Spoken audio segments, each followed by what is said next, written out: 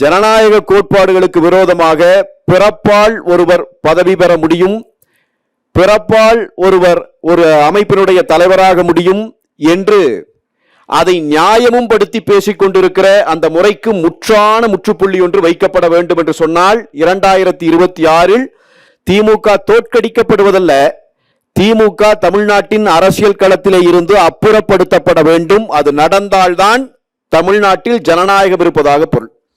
திராவிட முன்னேற்ற கழகத்தினுடைய ஆட்சி இன்னைக்கு என்ன பண்ணிட்டு இருக்குதுங்கிறத பார்க்கிறோம்.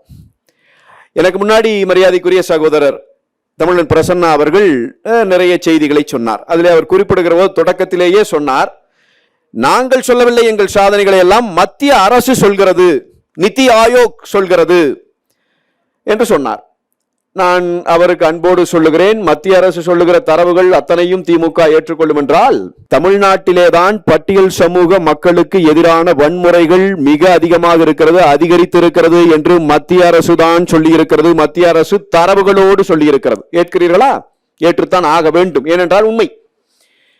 வளர்ச்சி விகிதம் அதிகரித்து விட்டது. நாங்கள் வந்த பிறகு இரட்டை இலக்க வளர்ச்சி. அதில் அரசினுடைய பங்களிப்பு என்ன? அதையல்லவா பேச வேண்டும் அண்ணன் தமிழன் பிரசன்னா அவர்கள். திமுக காரர்கள் பேசுகிற போது இரட்டை இலக்க வளர்ச்சியை தொட்டுவிட்டோம்.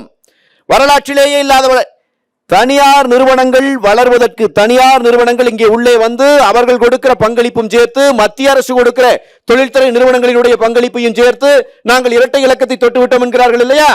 என்ன வகையான மூலதன செலவீடுகளை நீங்கள் செய்திருக்கிறீர்கள்? உங்கள் ஆட்சி காலத்திலே இங்கே உள்ளே வந்து தொழில் தொடங்கிய நிறுவனங்கள் எவை? ஃபாக்ஸ்கான் நிறுவனம் நினைவிருக்கிறதா? லட்சக்கணக்கான கோடிகளை கொண்டு வந்து இங்கே முதலீடு செய்ய போகிறார்கள் என்று சொல்லி அரை மணி நேரத்திற்குள்ளே அவன் அறிவித்தான். அமைச்சர் சொல்வதில் உண்மையில்லை, நாங்கள் அப்படி எந்த பேச்சும் நடத்தவில்லை. உடனே இவர்கள் சொன்னார்கள், முதல்லயே பேசுனது தான் இப்ப சொன்னோம்.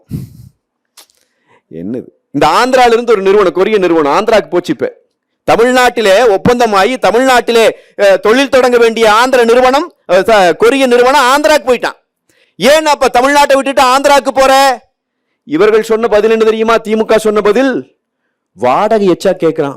அந்த நம்ம கொடுக்கிற இடத்துல வாடகை ரொம்ப குறைவா கேட்கிறான் அந்த கம்பெனிக்காரன். அந்த வாடகைக்கு நம்ம இடத்தை கொடுக்க முடியாது. நாம கொடுக்க முடியாத வாடகைக்கு ஆந்திராக்காரன் கொடுத்துட்டான். அவன் அங்க போயிட்டான். ஆனா அவர்கள் தரப்பில் சொன்னது என்ன தெரியுமா? கமிஷன் கொடுத்து கட்டுப்படி ஆகல. தொழில்துறை, இவர்கள் சொல்லிக் கொண்டிருக்கிற தொழில்துறையினுடைய லட்சணம்.